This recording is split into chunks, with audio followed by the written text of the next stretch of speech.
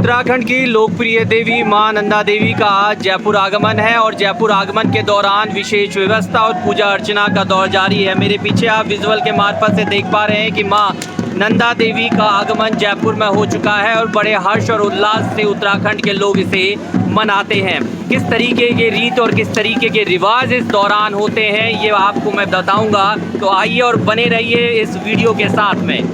चलिए अब बात कर लेते हैं नंदा देवी की। नंदा देवी उत्तराखंड की बहुमान्य और बहुपूज्य देवी है। उत्तराखंड के दोनों मंडलों कुमाऊं और गढ़वाल में पूज्य देवी है नंदा देवी।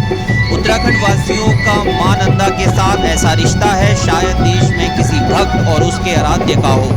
कोई उन्हें अपनी बेटी मानता है, कोई बहन मानता है। मान्य रिश्तों में बांधकर देवी माँ को प्रेम और स्नेह के बंधन में बांधना भक्ति का एक अलग ही स्वरूप है।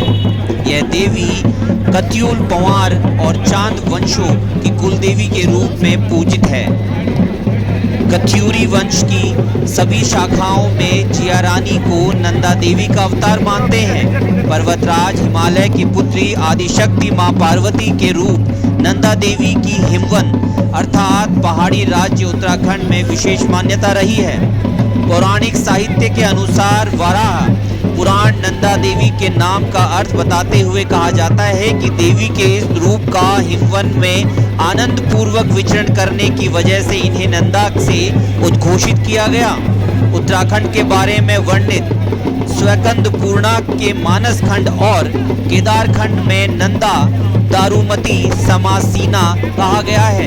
इसका अर्थ है नंदा देवी प्रतिनिधित्व काष्ठ पर ही किया जाता है।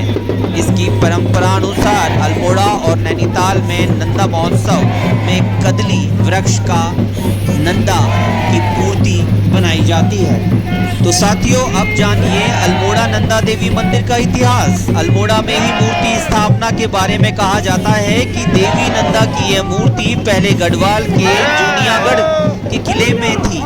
सन 1617 के आसपास चंद राजा बाज बहादुर चंद इस किले को जीतने के बाद इस मूर्ति को अल्मोड़ा ले गए। वहां मल्ला महल के अंदर एक मंदिर बनाकर इस मूर्ति की स्थापना की गई और यहां इसकी रोज पूजा होने लगी और नंदा अष्टमी को इसका वार्षिकोत्सव मनाया जाता था। किंतु 1815 में अंग्रेजों और गोरखों के संघर्ष में मल्ला महल के भवनों के साथ मां नंदा देवी के मंदिर भी क्षतिग्रस्त हो गया।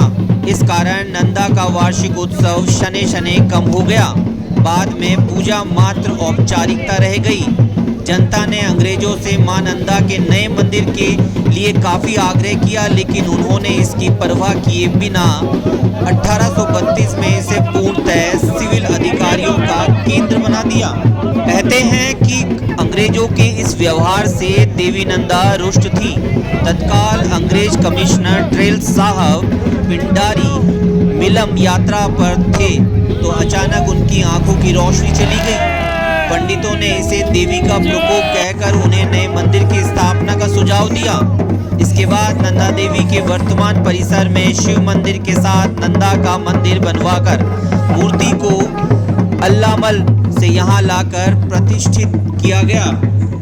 कहा जाता है कि इसके बाद आश्चर्यजनक रूप से ट्रेलर साहब के आंखों की रोशनी लौट आई थी।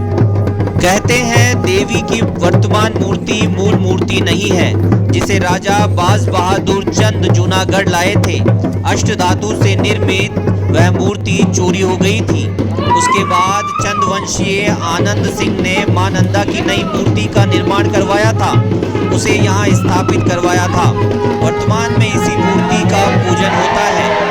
राज उद्घोष चंद द्वारा 1990 और 91 में बनाया गया उद्धोदीप चंद्रशेखर मंदिर वर्तमान में अल्मोड़ा का नंदा देवी मंदिर कहलाता है।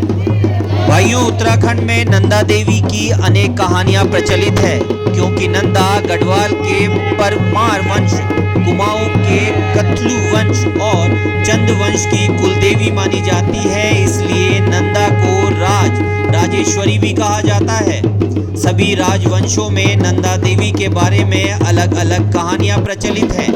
नंदा को किसी चंदवंशी राजा की पुत्री कहा जाता है। कहा जाता है कि यह राजा हिमालय की पुत्री माँ पार्वती का अनन्य भक्त था। उसकी कोई संतान न होने के कारण वह राजा उदास रहने लगा। एक दिन उसकी भक्ति से खुश होकर माँ पार्वती ने उसके स्वप्न में आकर कहा कि मैं तुम्हारी अगाध भक्ति से अति खुश हूँ। मैं एक बार तुम्हारे घर में पुत्री के रूप में जन्म लूंगी। राजा की नींद खुली तो वह खुशी के मारे रोमांचित हो गया। उसने बात अपनी महारानी को बताई। माँ पार्वती ने अपने वचनानुसार भाद्रपद मास की शुक्ल पक्ष की अष्टमी को एक दिव्य कन्या के रूप में रानी के घर में जन्म लिया। जन्म के 11वें दिन विधि विधान से उनका नामकरण किया गया।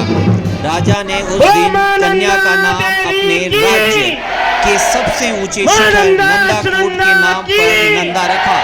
चंद्र सम्राट ने इस दिन हर्षोल्लास से मनाया गया। इसके बाद प्रतिवर्ष नंदाष्टमी को यह उत्सव मनाए जाने लगा। कालांतर में यह उत्सव अल्मोड़ा का लोकोत्सव या अल्मोड़ा का नंदा देवी का मेला के रूप में मनाए जाने लगा। यद्यपि यह चंदो और उनकी राजधानी अल्मोड़ा में ही केंद्रित था, लेकिन बाद में इसमें नैनीताल का लोकोत्सव भी जुड़ गया।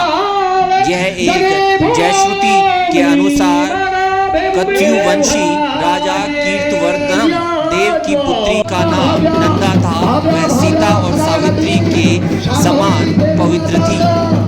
नंदा देवी के बारे में गढ़वाल में प्रचलित लोक कथाओं में इन्हें चांदपुर के राजा भानु प्रताप की पुत्री तथा धारा नगरी के राजा कनकपाल की धर्मपत्नी बताया जाता है। कहते हैं यह अपने दैवीय गुणों के कारण देव के रूप में पूजी जाने लगी। वहीं नंदा देवी के बारे में गढ़वाल की दूसरी लोक कथा में नंदा को हिमालय की पुत्री और चांदपुर राजा की पुत्री सखी व धर्म बहन होने के कारण इसे गढ़वाल की पुत्री के रूप में पूजा जाने लगा। मुख्यतः नंदा देवी का संबंध हिमालय और मां पार्वती से माना जाता है।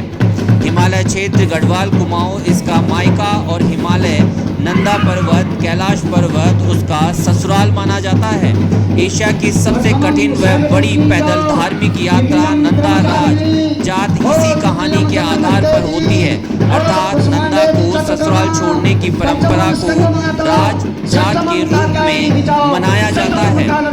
नंदा देवी मेला कैसे मनता है ये भी जानिए। नंदा को अपनों कुलदेवी मानने वाली चंद्रवंशी नंदाष्टमी को अपने प्रजाजनों के साथ मिलकर एक विशेष उत्सव के रूप में मनाते हैं। नंदा देवी के प्रांगण में इस उत्सव को बड़े धूमधाम से मनाया जाता है। इस उत्सव में नंदा देवी मेला के रूप में भी संबोधित होता है। अल्मोड़ा और नैनीताल 3 दिवसीय मेले के प्रत्येक दिन सांस्कृतिक कार्यक्रमों की धूम के साथ अंतिम दिन कदली स्तंभों में निर्मित चंदा सुगंधा की मूर्तियों से संपूर्ण नगर बड़े भक्ति भाव और हर्षोल्लास के साथ यात्रा निकाली जाती है। और इसी प्रकार की यात्रा पहुंची है आज जयपुर में। जयपुर में गढ़वाल और कुमाऊं के रहने वाले लोगों ने मां नंदा के स्वागत में पुष्प अर्पित किए और इस दौरान कई लोगों में मां देवी के भाव भी आए, जिसे देखकर लोग चकित भी रह गए और इनके चरणों को स्पर्श कर मां का आशीर्वाद लिया गया। उत्तराखंड और कुमाऊं के लोगों में इसे लेकर काफी मान्यता है। यही कारण है कि नंदा देवी का जब भी प्रवास होता है बड़ी संख्या में उत्तराखंड और कुमाऊं के लोग इस कार्यक्रम में शिरकत करते रहते हैं। इसी प्रकार के वीडियो और जानकारियां देखने के लिए सब्सक्राइब कीजिए राकेश गोसाई का यूट्यूब चैनल।